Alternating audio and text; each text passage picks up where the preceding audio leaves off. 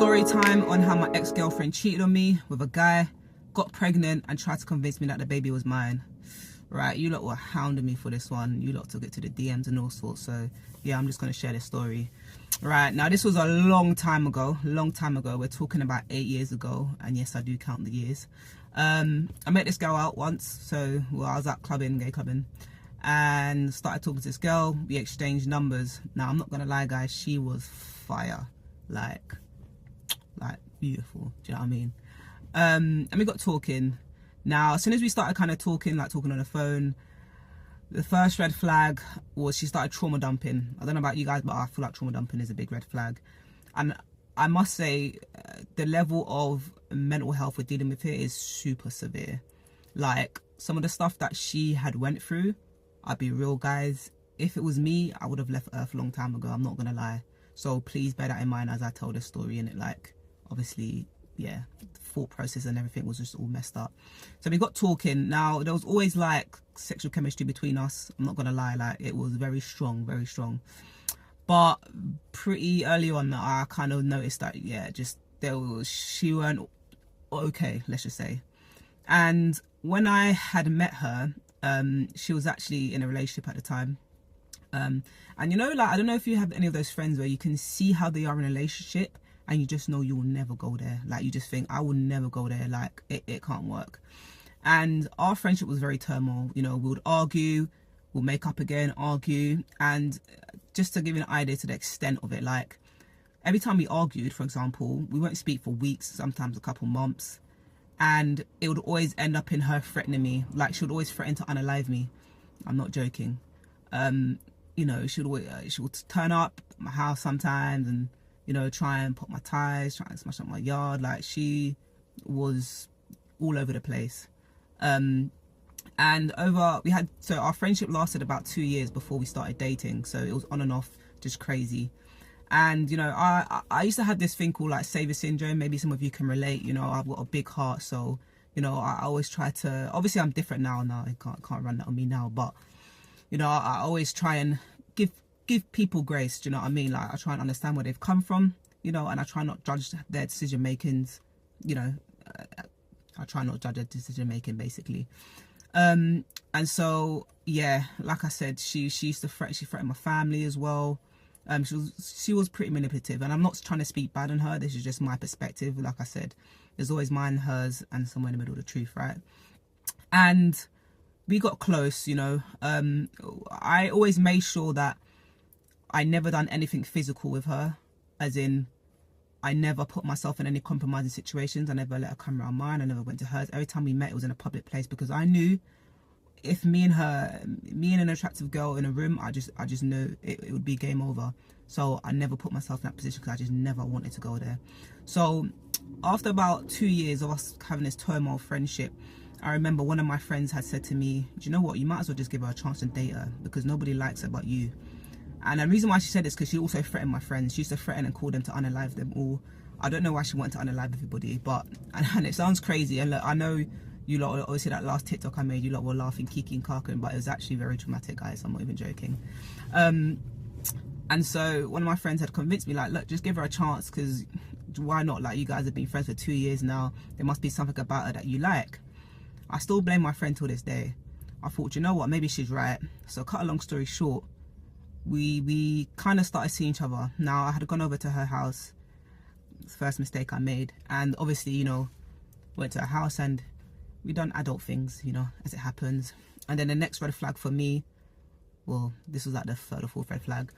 She told me like she had loved me the next day, which I found that very uncomfortable, and I thought, oh, I kind of messed up with this situation. But I kind of, you know, dipped my foot in it. So I thought, I'm just going to see this through now. So we started dating and we were officially together. Now, we didn't date long, by the way. It was like 6 weeks. That's how much I could have taken of this girl. Now, the first time we started dating, I remember she started talking to this other stud. Now, I knew this stud and she was obsessed with this stud, and I couldn't understand why. And to cut a long story short, she ended up cheating on me first time with this stud. Like, and the way I found that out was because I remember I was at her place one time and she kept saying, oh, you know, can you meet her? Can you meet her? So I already know who the girl is, and it was pissing me off that you're obsessed with this girl. And then I did a phone test. You know, when you like grab someone's phone and then their reaction. Obviously, I don't do stuff like that now. Like I said, it's a long time ago, guys. Don't judge me. And then I knew right there and then there was something going on. So she admitted to me that the girl liked her, but she pretended that she didn't like the girl. And then I said, I feel uncomfortable with your friendship, so I didn't want her to be friends with the girl anymore. And then 1 minute she'll say, okay, I won't be friends with her. And then 2-3 days later, she'll be like, no, I really want to be friends with her. So it got to a point where I said, you know what, do what you want. Like, I can't deal with this. And then when she one time she said she went to go hang out with her, and I said, you know what, you're actually taking a piss. Like I'm over this. I'm over this relationship. This cheeky girl, yeah. After we had this big argument, she must have Snapchatted a video of her going to this girl's house, and they were laying in bed. They weren't doing nothing, but they were just laying in bed. I was fuming, like my ego was hurt, everything. And there's a lot I've done for this girl as well, yeah. And so, anyways, after I saw that, I kind of just broke off with her, yeah. And then she called me a few days later, crying, threatening to unalive me again. My life was threatened many times. And then I thought to myself, look, I know she's cheated on me, but I need to figure out like how it's true. So I said to her, look, you got one chance to admit the truth to me. If I find out you're lying, you will never, ever have me again. And she panicked and obviously admitted to it, and I was fuming. So anyways, there's some big hoo-ha. I broke up with her. Now, we had broken up at this point. So this is the first time she cheated on me. She cheated on me twice as far as I know. Hey, it could have been many times. I don't know. Now, when we broke up, we had been broken up about 4 weeks at this time. This girl was texting me, calling me. So many numbers I've had to block. So many Instagrams I've had to block. Like, she was just crying. 1 minute she'll be trying to graft me. Then the next minute threatening to unalive me again. It just kept going on and on. And then one day she must have messaged me a picture of an ultrasound scan. Now, guys, I don't know anything about babies. I don't even know like how many weeks you can get an ultrasound scan. But she sent me a picture of an ultrasound scan, and I was like, what? And I was just like taken back by it. And you know that feeling when you get like a picture, your heart starts doing pitter-patter, yeah?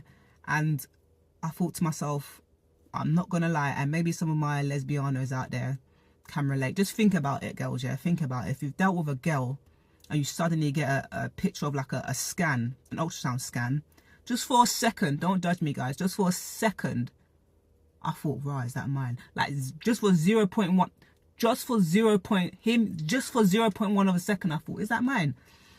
And my heart was going off, and I thought, no, Abs, like, behave yourself. And I said, what's this? So she mentioned, I'm pregnant.